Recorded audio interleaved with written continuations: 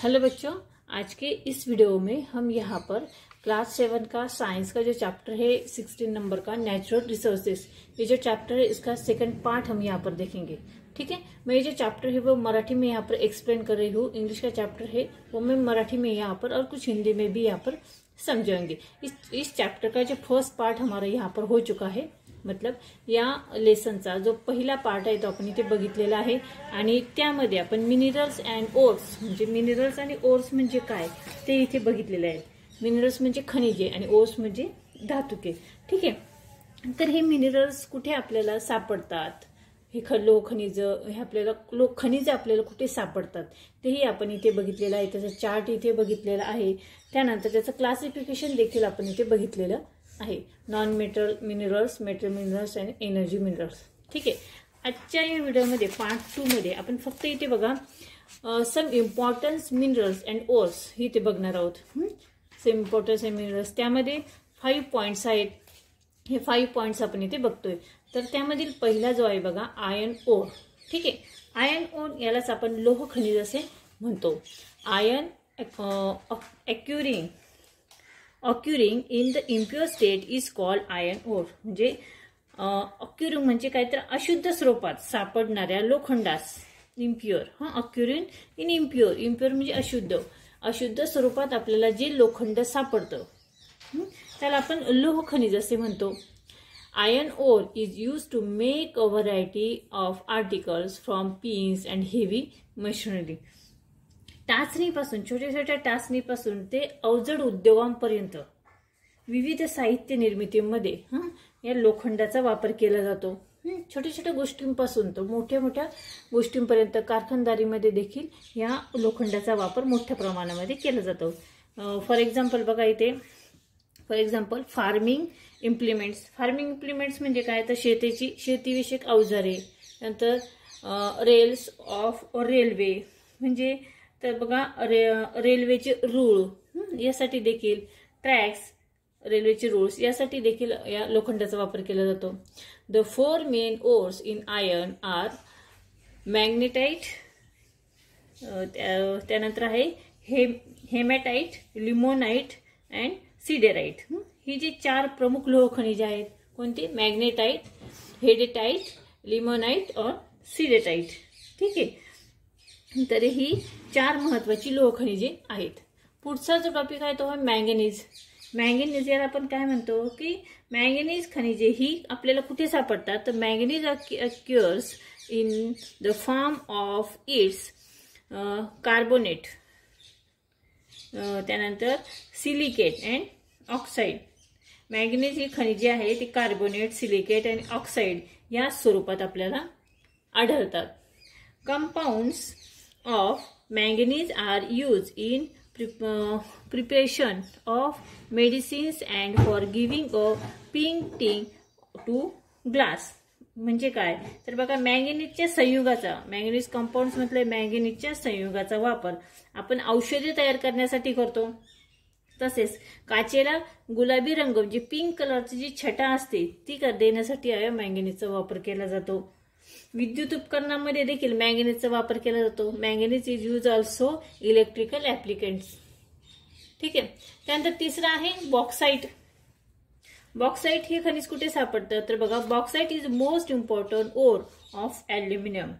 जे बॉक्साइट हे ॲल्युमिनियमचे प्रमुख धातुक आहे। ओर म्हणजे काय, धातुक हे बॉक्साइट हे काय ॲल्युमिनियमचे प्रमुख धातुक आहे।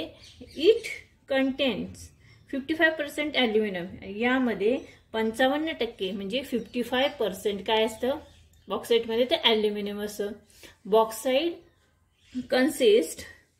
Bauxite consist mainly of aluminium oxide. प्रामुख्याने ॲल्युमिनियम ऑक्साइड पासूनच हे बॉक्साइट ऑक्साइड बनवले असते। Aluminium is a very good conductor of electricity and heat. म्हणजे ॲल्युमिनियम हा उत्तम असा वीज वाहक आहे व उष्णता वाहक देखील आहे।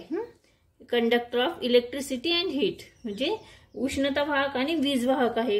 इट्स डेन्सिटी इज लो, त्याची जी घनता आहे ती कशी आहे, कमी आहे। डेन्सिटी म्हणजे घनता, त्याची घनता कमी आहे। Therefore It is used mainly in aeroplanes, transport vehicles and it make electric wires. म्हणूनच काय तर त्यामुळे एरोप्लेन म्हणजे विमाने, वाहतुकीची साधने, विद्युत तारा यामध्ये त्याचा प्रामुख्याने वापर केला जातो. त्यानंतर पुढचा आहे बघा कॉपर. कॉपर यालाच आपण म्हणतो तांबे. ठीक आहे. Copper is form in the impure state in the density of iron and other minerals. म्हणजे काय तर तांबे हे काय आहे, तांबे हे लोह इतर खनिजांच्या सानिध्यात अशुद्ध स्वरूपात सापडतात, अशुद्ध स्वरूपामध्ये सापडतात. आणि copper is a very good conductor of electricity. तांबे म्हणजे कॉपर हे काय विद्युत वाहक आहे. कसं शीघ्र, fastly. Copper is a very good conductor of electricity. चांगल्या प्रतीचं इलेक्ट्रिसिटीचं विद्युत वाहक, इलेक्ट्रिसिटी म्हणजे विद्युत वाहक आहे ते. त्यामुळे therefore it is used to make electric wires as well as in radios, telephones, vehicles and for making kitchens, utensil and state. ठीक आहे.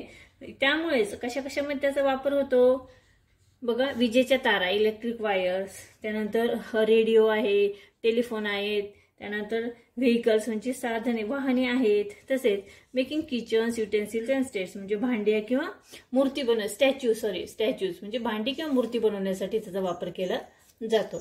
आणि शेवटचा आहे बघा मिका. मिका हे काय आहे, मिका यालाच काय म्हणतात मराठीमध्ये अभ्रक. Mica is a bad conductor of electricity. हे अभ्रक हे विद्युत रोधक आहे. विद्युत रोधक म्हणजे त्यामधून उष्णता वाहत नाही. विद्युत रोधक असून त्याच्या electricity it's value depends on the thickness of its layers. त्याची व्हॅल्यू कशावरून ठरते तर त्याचा जो थर असतो, त्याची जी जाडी असते त्यावरून त्याची किंमत ठरते म्हणजे व्हॅल्यू ठरते. Mica has many uses such as in Ayurvedic medicine, त्यानंतर dyes, electric machines and equipment, wireless communication equipment etcetera. हे जे मिका आहे ते कशामध्ये वापरतात, औषधे, रंग, विद्युत यंत्रे, उपकरणे, बिनतारी संदेश यंत्रणा, तेज इलेक्ट्रिक मशीन्स अशा अनेक ठिकाणी या मिकाचा यूज केला जातो म्हणजे अभ्रकाचा वापर केला जातो. ठीक आहे. तर अशा पद्धतीने आपण हे काही मिनरल्स आणि ओर्स इथे बघितलेले आहेत. त्याचे 5 पॉइंट आपण इथे बघितलेले आहेत. तर हा जो व्हिडिओ आहे तो तुम्हाला कसा वाटला कमेंट्स करून नक्की कळवा. व्हिडिओ आवडला तर व्हिडिओला नक्की लाईक करा, शेअर करा आणि चॅनलवर नवीन असाल तर चॅनल नक्की सबस्क्राईब करा. व्हिडिओ बघितल्याबद्दल धन्यवाद.